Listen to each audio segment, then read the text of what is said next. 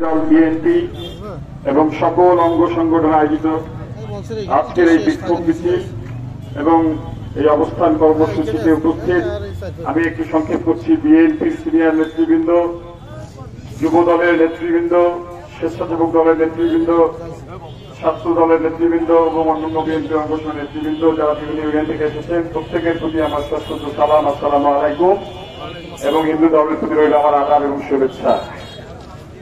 আসলে বাংলাদেশ জাতীয়তাবাদী দল বিএনপি আজকে কেন্দ্র ঘোষিত একটি প্রোগ্রাম। আমি শিষ্টাচার বিবর্জিত, রাজনৈতিক শিষ্টাচার বিবর্জিত কোন বক্তব্য আসলে দিতে চাচ্ছি না। তবে একটি কথা না বললে নয়, আপনি বাপুকে চেনেন না, বাপুকে মেনে নিলাম, আপনি বলতেই পারেন, আপনি একটি দলের সাধারণ সম্পাদক।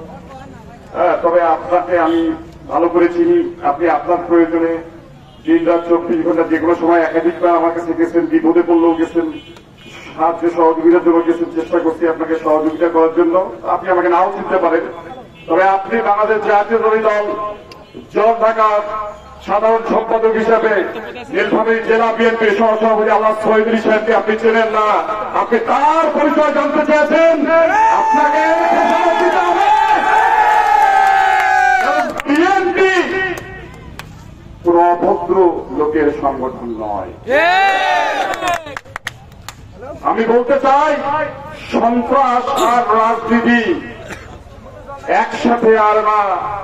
এই ঢাকা কারো বাপের না। সন্ত্রাস আর রাজনীতি একসাথে আর না। বিএনপি কারো বাপের দল না।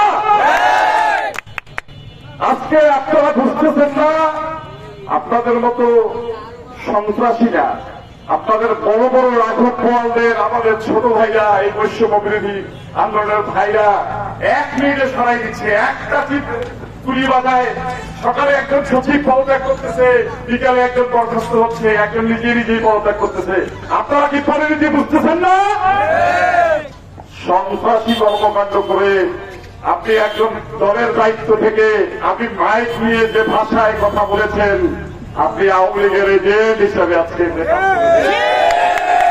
বাংলাদেশে বিএনপি, জামাত ইসলাম, শিবির সকল 31-32টি সংগঠন যেখানে একতাবদ্ধ হয়ে কালকে ঘোষণা দিয়েছে, বাংলাদেশের কোথাও আওয়ামী লীগ বা তার কোন অঙ্গ সংগঠনের লোক রাজপথে নামতে পারবে না।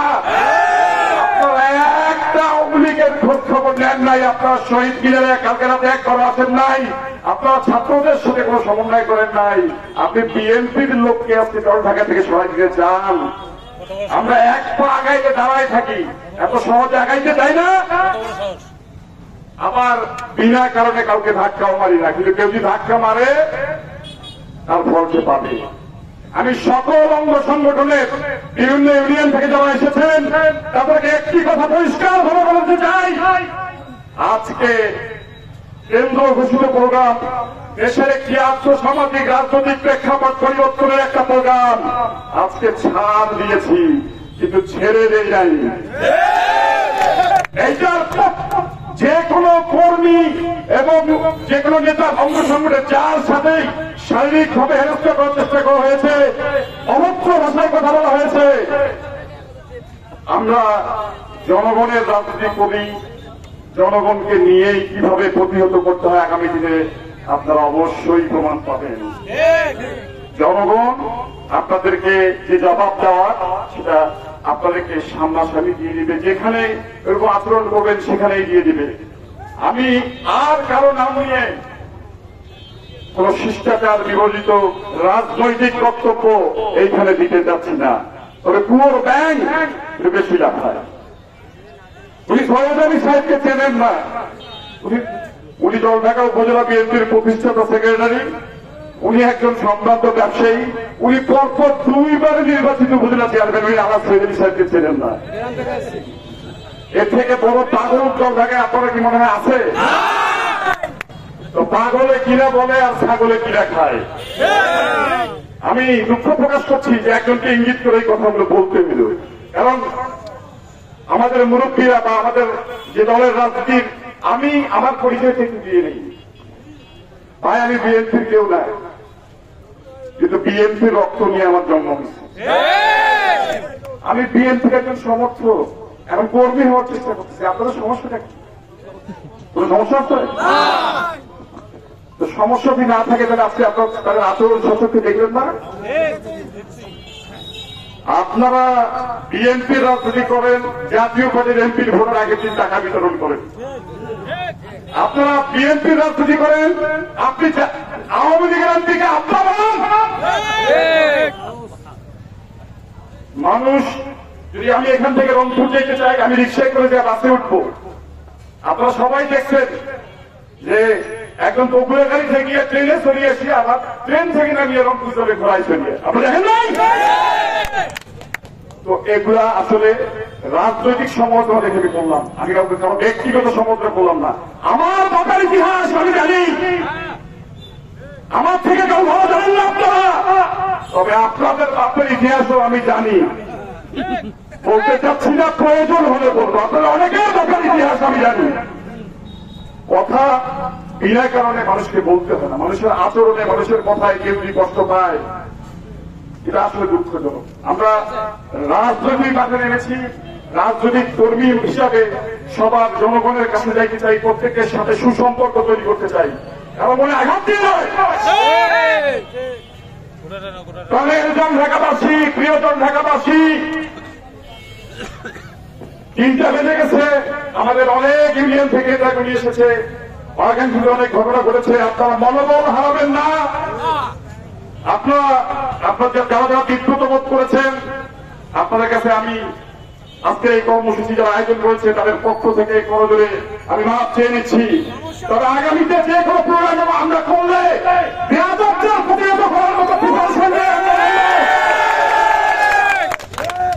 আর তারাই কাউকে টোকা দিব না, কিন্তু বেয়াদবদের সাথে কোন বিষয়ে যদি আমরা মোকাবেলা করতে চাই, একটু প্রিপারেশন থাকা ভালো। না না, আমি ব্যক্তিগত আর কোনো কথা বলতে চাই না। আয়নায় আমি দাঁড়াইলে আমার চেহারা দেখতে পারবে, আয়না দাঁড়াইলে তো আমার চেহারা দেখতে পারবে না। সম্মানিত নেতৃবৃন্দ, প্রিয় কর্মীবৃন্দ, যারা কষ্ট করে এখানে এসেছেন, আমার পাশে যারা দাঁড়িয়ে আছে, যারা নিরস পরিশ্রম করে আজকের এই আয়োজন এখানে করেছেন, কষ্ট করে মিছিল করেছি, এখানে সবার বক্তব্য শুনলাম, আমি তাদেরকে আন্তরিকভাবে ধন্যবাদ জানাই। আগামী দিনে আমরা বিএনপিকে সামনে এগিয়ে নিয়ে যাব। বিএনপির বিভিন্ন অঙ্গ সংগঠন জনটাকে রাজনীতি করবে, নেতৃবৃন্দ বলেছে তারা সুশৃঙ্খল রাজনীতি করতে চায়। সেই জন্য আপনাদের প্রত্যেকের আন্তরিক সহযোগিতা দরকার। আপনারা ভবিষ্যতের পাশে থাকবেন তো? প্রত্যেকের সুস্বাস্থ্য কামনা করে এবং সেই সাথে আমি আরেকবার আমাদের এই বৈষম্য বিরোধী আন্দোলনে আজকে একটি হিসাব পেয়েছি, বিএনপির বিভিন্ন অঙ্গ সংগঠনের 42 জন মৃত্যুবরণ করেছে। ছাত্রদল, যুবদল, বিএনপি মিলে আমরা তাদের সেই সব শহীদদের আত্মার প্রতি আমরা স্মরণ করছি, শ্রদ্ধা ভরে স্মরণ করছি। ছাত্রদের মধ্য থেকে যারা বিদায় নিয়েছে তাদেরকেও শ্রদ্ধা ভরে স্মরণ করছি। সাধারণ মানুষ যারা শহীদ হয়েছেন তাদেরকেও শ্রদ্ধা ভরে স্মরণ করছি। সেই সব পরিবারের প্রতি সমবেদনা জ্ঞাপন করছি। আমাদের দেশ নেত্রী উনি জেল থেকে মুক্তি পাওয়ার পর এখন উনি হাসপাতালে চিকিৎসাধীন আছেন। তার এই ত্যাগের কথা শ্রদ্ধা ভরে স্মরণ করতে যাচ্ছি। জননেতা দেশনায়ক তারেক রহমান আজকে দেশান্তরিত, তার এই ত্যাগকেও আরেকবার শ্রদ্ধা ভরে স্মরণ করছি। আমাদের তুহিন ভাইও আজকে দেশান্তরিত, তার কথাও তার ত্যাগের শ্রদ্ধা ভরে স্মরণ করছি। আমি আমার বক্তব্য দীর্ঘায়িত না করে সকলের সুস্বাস্থ্য কামনা করে আমি আমার বক্তব্য আজকে এখানে শেষ করছি। আরেকবার আপনাকে ধন্যবাদ। বাংলাদেশ জাতীয় বিএনপি জিন্দাবাদ, খালেদা জিয়া জিন্দাবাদ, তারেক রহমান তরুণদের অহংকার এগিয়ে চলো। ধন্যবাদ সবাইকে। আসসালামু আলাইকুম।